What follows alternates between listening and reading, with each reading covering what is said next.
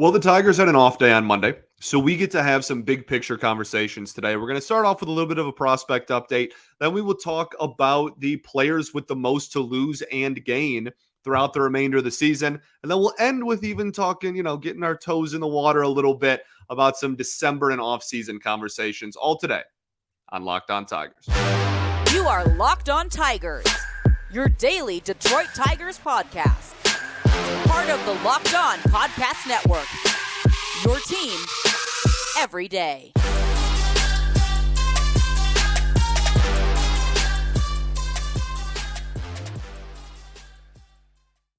What is up, everybody? Welcome back to another edition of Locked On Tigers. I'm, of course, your host, Scott Bentley. Today is Tuesday, August 15th, 2023. Thank you so much for making Locked On Tigers your first listen every single day. We are free and available wherever you get your podcasts, including YouTube, part of the Locked On Podcast Network, your team every day. Be sure to check out the Tigers home broadcast on the SiriusXM app. Just go to the SiriusXM app, search Detroit Tigers. And next thing you know, anytime, anywhere, you are listening to the Tigers home radio broadcast. It's an awesome feature, an awesome app that I highly recommend. Okay, so the Tigers had an off day on Monday. And with that, we are going to spend a lot of the show talking about I've really been driving this point home a lot over the last week or two. And just that these last 6 weeks are not just meaningless baseball. They might not mean a whole lot as far as how many games we win or lose, but there are still so many things to play for, especially when you break it down into individual players. A lot of these dudes have a lot on the line just in these last 6 weeks of a third place team in their own division, right? And so I really just kind of want to lay it all out there. Just go through. I mean, we might not get to every single person on the 40-man roster. We'll see what we have time for. But I really want to break down really as many people as possible and talk about what, is Riley Green playing for the same thing as Spencer Torkelson? Or, you know what I mean? Everyone has somewhat of a different feel to them throughout these last 6 weeks and are playing for not something different. I guess they're all playing to win, but they're the mindset of the viewer is going to be different for a lot of these guys. And I want to break down kind of where I stand on everybody. All right, but we're going to start off with a little bit of a prospect update. Really, it's only going to be 3 players. We're going to update you on Colt Keith. We're going to update you on Justyn-Henry Malloy. And we're going to update you on Parker Meadows. So Colt Keith was crushing it in AA, got called up to AAA. In July, he actually struggled for the first time in forever. He had a 607 OPS in the month of July, a 301 slug, a 219 average. He still walked a lot, but he wasn't hitting for average, and he was hitting for pretty much no power. He only had 4 extra base hits the entire month of July. Now in August, he's back up to hitting 293 and has a 951 OPS. So he's fine. He just hit a home run off the roof of the Fricker building in Toledo. He's a monster. And even if he doesn't make the majors this season, he's absolutely going to get some playing time in the Old English D next year. And that's super exciting. So we'll kind of talk about him a little bit later as well. All 3 of these guys and where they kind of fall in the last 6 weeks of the season, in my eyes, a little bit later. Justyn-Henry Malloy had a OPS over 1,000 in the month of July, 13 walks to 17 strikeouts in the month of July as well. Very, very solid. Now, August, only 12 games, right? We're only 2 weeks into August. He has a 688 OPS and an average under 200. But he is walking at an unbelievable clip. Even more unbelievable than we're used to from him. We're always used to an unbelievably high clip from him, but he already has 14 walks in 12 games in August. So he's not hitting, but he has almost a 400 on base percentage. So it's hard to really hit when you're just walking pretty much every time you step to the plate. So I'm sure we'd like to see him hit a little bit more. Obviously, he's had kind of a roller coaster with a lot of peaks and valleys this season, but June 826 OPS, July OPS over 1,000. Had 9 home runs in that 2-month stretch. That's a really solid number. I fully expect him to get some playing time in Detroit next season as well. This year, again, we'll talk about that a little bit later. And then last but certainly not least, Parker Meadows, who has an 846 OPS with a 244 average in August and had a 905 OPS in July and an 896 OPS in June. He's been crushing the ball. And the biggest thing for me with Parker Meadows is that his OPS on the season against lefties is now higher than his OPS against righties. Like that, for me, like that's really, the batting average is only 2 points different.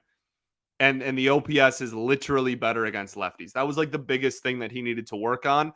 I don't understand why. Well, I do. We'll talk about it. Let's just talk about it right now. I think that with these last 6 weeks, we're talking about players who have the most to lose and the most to gain.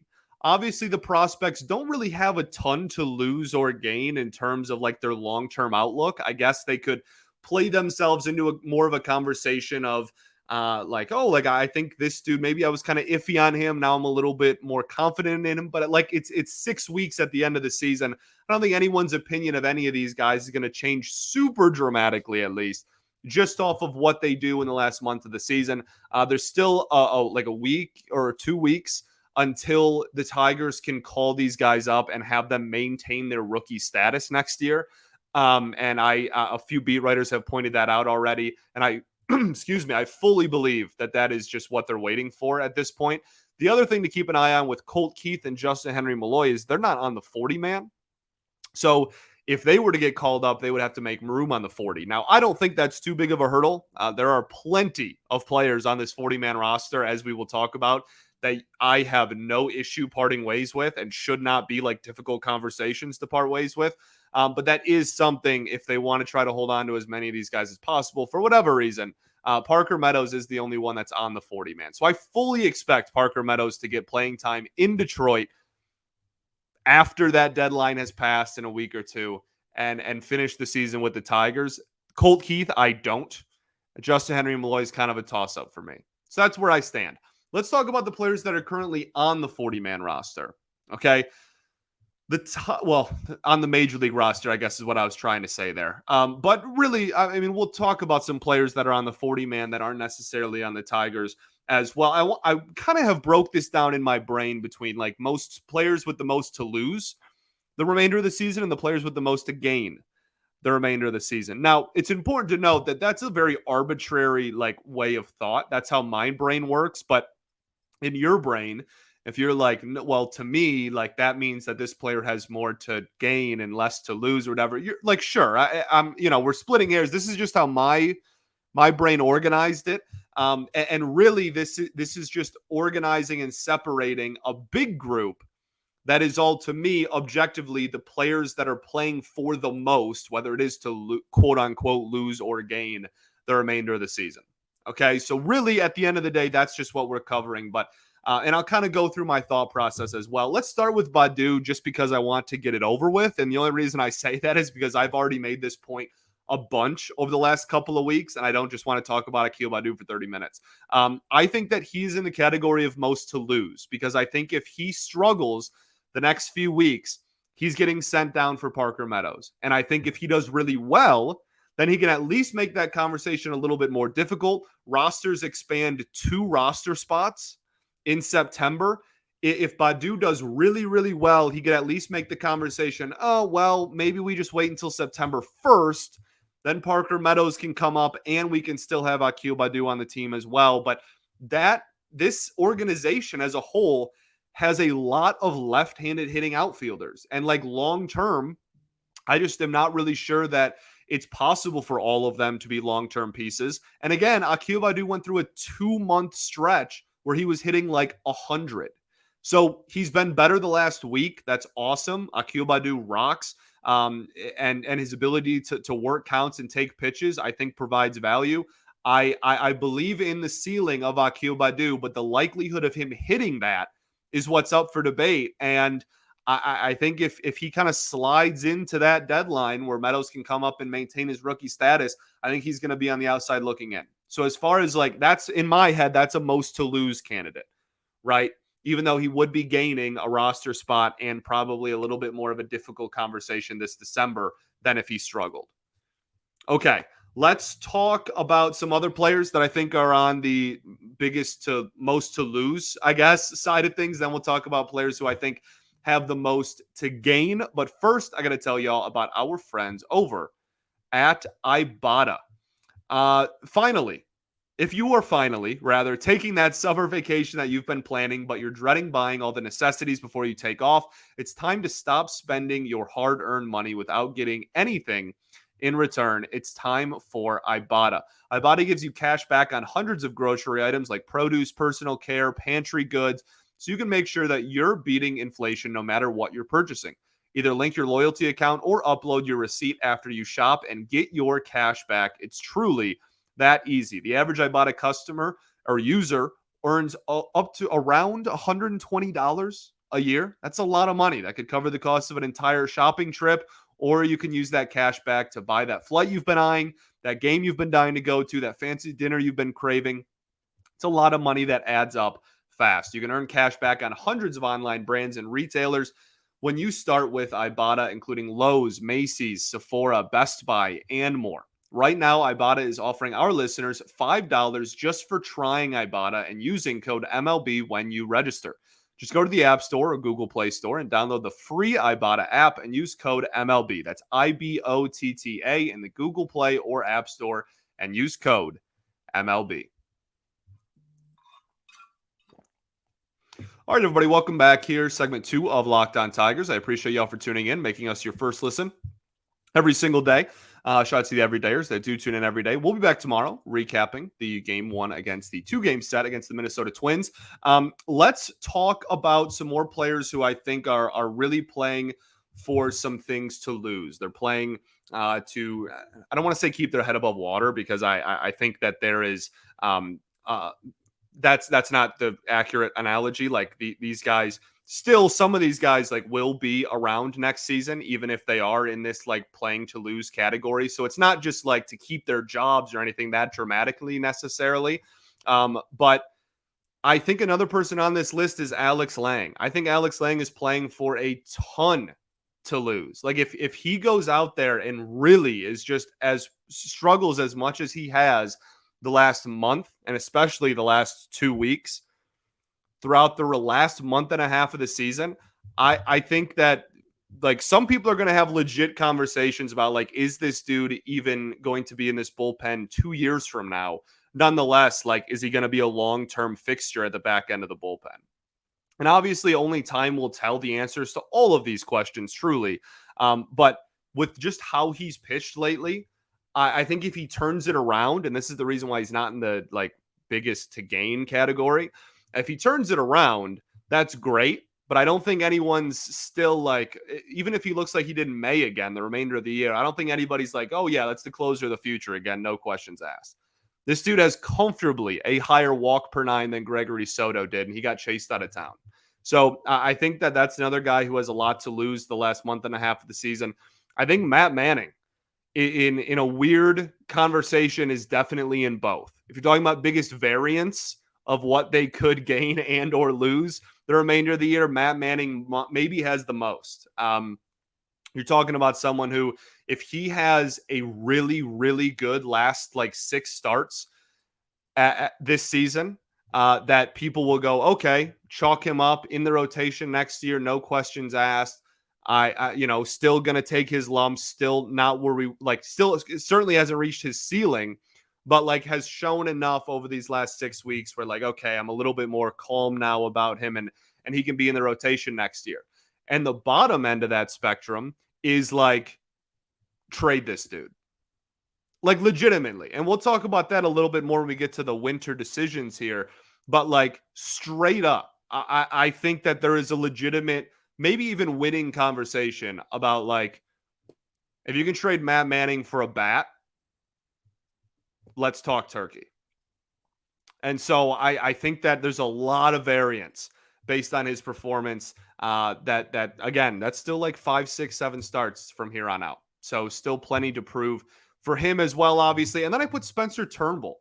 Spencer Turnbull is believed to be close to back to the major league level from his rehab assignment.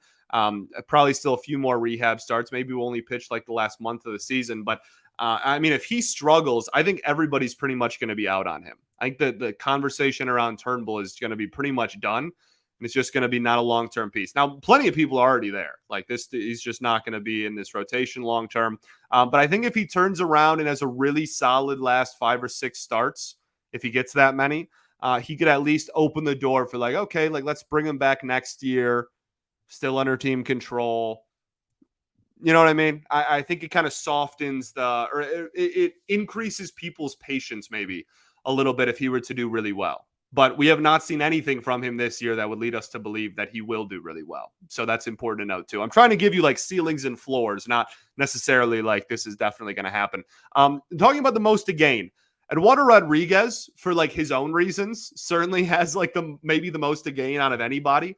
If you're talking about like financial gain, right? If Erod pitches lights out the last month and a half of the season, he's going to get a bag. He's going to get a lot of money this winter. And maybe at the Tigers' expense. Expense probably isn't the right way to put that. Maybe at the Tigers' hands, or maybe not. But I mean, he's certainly pitching for something bigger than maybe anybody. Again, like you're talking about a guy who, if he pitches really well, could be adding millions of dollars to his contract that he's slated to get this December. So certainly somebody, not really from a Tigers perspective, but certainly from an Erod perspective. Brendan White, I think. I know that I'm kind of like the Brendan White slappy. I'm a huge fan of his. But I do think that if he kind of buckled down and had a much better last month and a half of the season, that he could, some people would go into next year. A lot of people would go into next year thinking, okay, like this guy can be kind of not a high leverage like closer or anything, but one of the 7 relievers we carry on opening day next year. So certainly something to keep an eye out for there. Will Vest, most to gain, I think. And the only reason for that is just kind of my own interpretation of Will Vest. If you're a longtime listener of the show, I mean, you remember like back in March, I was like, I don't think Will Vest is even guaranteed to make this team on opening day. And he got sent down early in the season, right? Like he wasn't. Then he had an injury thing, and then he came back, and he was solid. He was really good. He proved me wrong for sure, without a doubt. But like as far as like long term, like Will Vest is definitely a long term piece in this pen. I think he's a guy that again, after missing time, has to come back and really prove that. So I think that he's something that under the radar, somebody who could have a lot to gain. And then Spencer Torkelson is fairly obvious to me, not in the most to lose category, because I think unless he's just like the worst hitter ever, he's going to be the starting first baseman on this baseball team next year, whether you like it or not. But as far as most to gain, I think if he could just have sustained, not super peaks and valleys, super inconsistent is the word. If he just didn't have a really inconsistent last couple of months of the season, I think that he could inject a lot of optimism into this fan base. And I know that that's a broken record, and we've been saying that about him since last season. So like this is not a new take, but it's still a true take. And then my last one is Reese Olson, a guy who, if he does really well, I think could maybe not play his way onto like, oh, he's going to be in the starting rotation next year on opening day, but certainly could play himself into like, oh, I want this guy out of the pen, or I want this guy spot starting, getting maybe a couple of starts a month when somebody needs an extra day's rest. I think that he could play his way into a different outlook within that's the word, the fan base, the remainder of the season. So I think Reese Olson's in there as well. And then so that's really it for the players that I think have that are playing for the most, we'll call it, these last 6 weeks of the season. And like the fairly, like Riley Green's not on here because Riley Green's the franchise, and like it doesn't matter if Riley Green really struggles, that sucks. But like I think he's still going to be the franchise. You know what I mean? Like I think, and there's some dudes who are like their bet has already been made. Like if Eric Haas has an 850 OPS the last 6 weeks of the season, are you changing your opinion of whether you think Eric Haas is going to be on this baseball team next year or not? Probably not. So like that's kind of just where I'm at. I think there's some guys who are just like, we know what your role is going to be going forward. We're pretty confident in that. And then we're also pretty confident on the flip side of dudes who are probably not going to be here next year. And that transitions us into the players that I am confident are here to stay and already have roles carved out for them next year. And it's not a very long list, which is why this winter is going to get crazy, and we'll transition from that into some of the decisions that the Tigers are going to have this winter. We will do that right after I tell you all about our friends over at FanDuel. Football season is about to kick off, and FanDuel is giving you a chance to win all season long, because right now, when you bet on a Super Bowl winner, you can get bonus bets every time they win in the regular season. Just pick any team to win the Super Bowl, and you'll get bonus bets for every victory. You can use your bonus bets on spreads, player props, over-unders, and more. So visit FanDuel.com/LockedOn to start earning bonus bets with America's #1 sportsbook. That's FanDuel.com/LockedOn. Yeah, I don't know why I said that as if that wasn't the end of the read. That is the end of the read. Visit FanDuel.com/LockedOn today. All right, everybody, welcome back. Third and final segment here at Locked On Tigers. I appreciate y'all for tuning in. Be sure to check out the Tigers home broadcast on the Sirius XM app. Just search Detroit Tigers, and you can be listening to the Tigers home radio broadcast anytime, anywhere. Okay, let's talk about the only players on the 40-man. 40-man. Not even just like the Major League roster.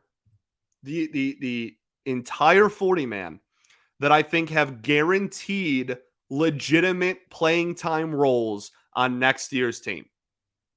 This is 40 people. And I think my list is like 10 long. Okay. Matt Vierling, Riley Green, Kerry Carpenter, Spencer Torkelson, Javi, Jake Rogers, Jason Foley, Alex Lang, Tyler Holton, Tarek Skubal, Casey Mize, technically not on the 40, but he's on the IR, but like I'm going to throw him on there. And then my last one is Matt Manning, and that one even I'm a little shaky on. That's like what, 10 or 11 names on a 40-man roster. And like we had talked, if you were a listener last offseason, we talked at the end of the year how like there was going to be a lot of turnover, and they were going to axe, like maybe half of that 40-man roster from the end of last season to like December of last year. And they did that. They almost did have an entire new, bottom 20 on the 40-man roster. I don't know if it's going to be that dramatic necessarily, but it's going to be somewhat dramatic. These are locks. These are locks, and not even just locks of like, oh, they're going to be here. People that I am confident are going to get legitimate playing time one way or another at the major league level next year. Parker Meadows, we haven't seen him against major league hitting yet. I can't say that for sure. The other two prospects aren't on the 40-man. They're not included in this conversation. And like Zach Short finds his way on the roster every year.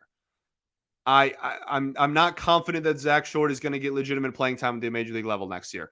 Zach McKinstry had one really good month. Certainly am not confident that he's going to be here getting legitimate playing time next year.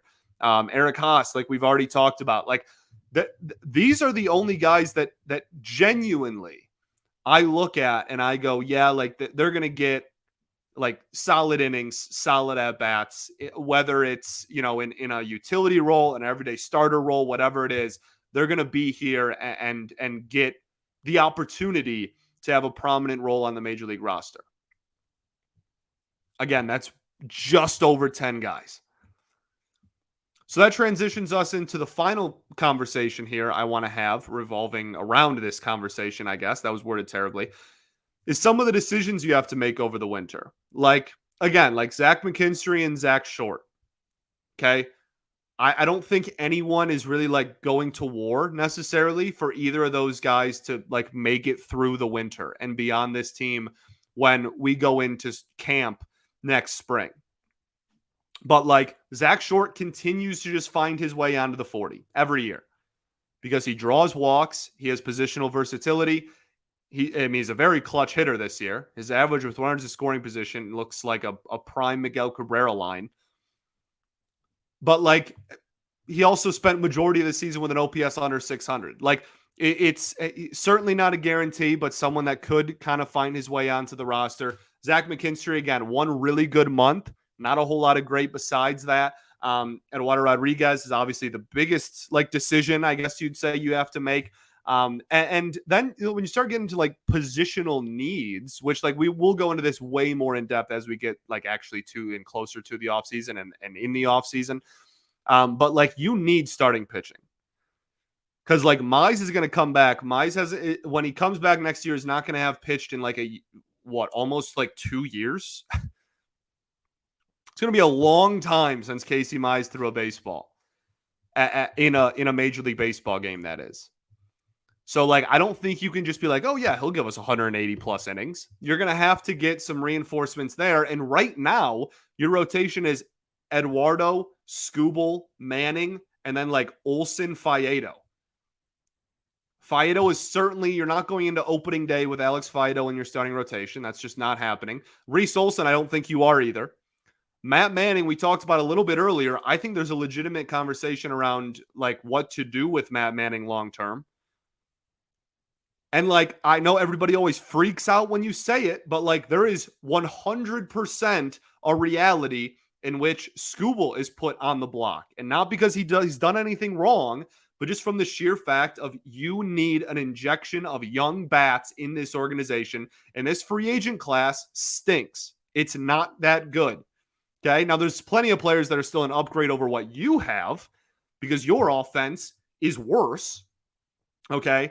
But as far as like getting young, controllable players, if you're not trading anybody, you're not getting any. And one of your most valuable assets that's not a young, controllable bat is Tarek Skubal. Maybe your most valuable. So, like, I'm not advocating for that. We'll have that conversation a lot more in depth once we get into the winter. I'm not saying we need to do it and we can't succeed with Tarek Skubal on the roster. We definitely can. But, like, it's a lot more of a conversation than a lot of people want to admit. And so you need to address starting pitching this winter. You're going to lose. Like Andy Ibanez is not the second baseman of the future. Nick Maton certainly has not proven that he's the second baseman of the future. It might be Colt Keith. But like then you have a hole at third base. Okay, maybe that's Justyn-Henry Malloy. He hasn't been great defensively at third, but like let's just be super optimistic right now. How many times in the history of baseball have you seen 3 prospects all get called up at once and all of them reach their ceiling? It's extremely few and far between. Okay, and I'm not trying to be Debbie Downer. I'm just trying to tell you how quickly this farm system is going to thin out when those 3 players make the majors. So I think that you need to address third base. You can't just go in and just be like, oh, yeah, it'll be Justyn-Henry Malloy or Colt Keith. You need to address second base. You probably need to address outfield. Maybe get someone who's not a lefty for the love of everything, please. Okay? So that's just my point with another one of my points, I should say, with some of these decisions. Like it is very, very optimistic, like unrealistically optimistic, I would say, on August 14th, on August 15th, I guess when you're listening to this, 2023, to say that in 2024, Parker Meadows and Colt Keith and Justyn-Henry Malloy are all going to be everyday starters and all be good. The odds of that happening are absurdly small. Not that they all can't be solid major leaguers at some point, but for all of them to be solid everydayers as rookies in their first major league stint, incredibly unlikely. So you have a lot that you still need to bring in. This 40-man roster is still so thin. You can't just start every kid, every prospect, and just call it a day. And when looking at the other, more turnover that could happen, let's talk about the players that are on a minor league team that are on the 40-man roster. Okay, and you tell me how many of these players you think are going to be here long term. You have Blair Calvo, Garrett Hill, Joey Wentz, Trey Winginter, Donnie Sands, Ryan Kreidler, Eddys Leonard, Andre Lipsius, Tyler Nevin, Wensiel Perez, Parker Meadows. There is a legitimate argument that like two of those guys are long for this roster over the next 5 years. Now, there's also an argument that it's more. I'm not saying that like my opinion is that like all these guys stink. But like Calvo, I don't think is a long-term piece. Garrett Hill, I don't think is a long-term piece. Joey Wentz needs to prove it. Trey Wingenter, I don't think is a long-term piece. Donnie Sands is not a long-term piece. Ryan Kreidler, I still have hope and still have some expectations for Ryan Kreidler. He needs to prove that he can hit the major league level. He's dealt with a lot of injury stuff as well. Eddys Leonard, brand new to the organization. We'll see. Andre Lipsius took a pretty big step back this season. I was one of the biggest Andre Lipsius fans on the planet last year. He has not been the same this season. Tyler Nevin, definitely not long for the roster. Wensiel Perez has had some solid stretches. Still a question mark on whether he's like a long-term, like going to be a starter at the major league level type of piece. And then Parker Meadows, we've already talked about. So the point of this entire episode was to talk about what the major league players still are playing for throughout the remainder of the season. And then that easily transitioned into what is the long-term outlook of this team? Who are we watching right now that's going to be here in even a year from now, nonetheless, 2, 3, 4, 5 years from now? And I'm buckling everybody up for not only an exciting last month and a half of the season with hopefully a lot of fresh faces and a lot of players that are getting new opportunities, but also an offseason in which I think for the second offseason in a row, a lot of players are going to be coming and leaving this organization. My last point before I send you on your way. Oh, I got a question in the comments yesterday about Isan Diaz and why that decision was made and why he was the choice when Javi went on the bereavement list. A couple of people mentioned it in the comment section as well. I will say that it's 3 to 7 days at most, so it's not like an earth-shattering decision to pick him. I would have gone with Ryan Kreidler. I know he's had some injury problems. He's been back and then hurt and then back and whatnot. I would have gone with Kreidler. That would have been my decision. But at the end of the day, again, 3 to 7 days at like absolute most, and it sounds like it's going to be closer to 3 to 4. So that it's not going to be the biggest decision in the world, but I do agree with the sentiment that we are adding a lot of players that like have proven they don't hit very well at the major league level and getting them legitimate playing time. So, the last point I want to make before I send you on your way is just that within this, one name that was not mentioned throughout this entire episode was Miguel Cabrera. He obviously has nothing to play for in terms of like standing on the roster. Miguel Cabrera will not be on the roster next year, no matter if he OPS is 2,000 or 200 the remainder of the season. And I just want to remind everybody that Miguel Cabrera has 6 weeks left as a member of the Detroit Tigers. And I know I've already said it a few times, but he is one of the greatest players to ever put on an Old English D. So enjoy it. Don't forget that. We're going to have some highs. We're going to have some lows from here on out. We're going to get angry after some losses. They're going to make some stupid mistakes. But just remember, when the big fella's on the TV, it's one of the last times we'll see him on the TV playing games. So I hope that doesn't get lost in the shuffle ever. And I hope that we can give him his proper farewell the last month and a half here of the season. Twins preview, just a quick little 2-game set for the Detroit Tigers against the Minnesota Twins. The pitching matchups for those 2 games will be Alex Faedo and Bailey Ober in game 1, and then Kenta Maeda and Reese Olson in game 2. And then the Tigers will turn around and go to Cleveland this weekend. So, look, I mean, you just took 3 of 4 from Minnesota.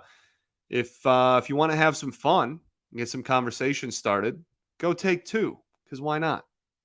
But I would gladly take a split. I'd be pretty content with that. So I think that's all I got. Appreciate y'all for tuning in, making us your first listen every day. Shout out to the everydayers that do tune in every day. Shout out to SiriusXM, where you can type in Detroit Tigers and listen to the home broadcast wherever you are. And we'll be back tomorrow, recapping Game 1 against the Minnesota Twins. Peace and love. Going to therapy's dope. I'll catch y'all then, baby. Go Tigers.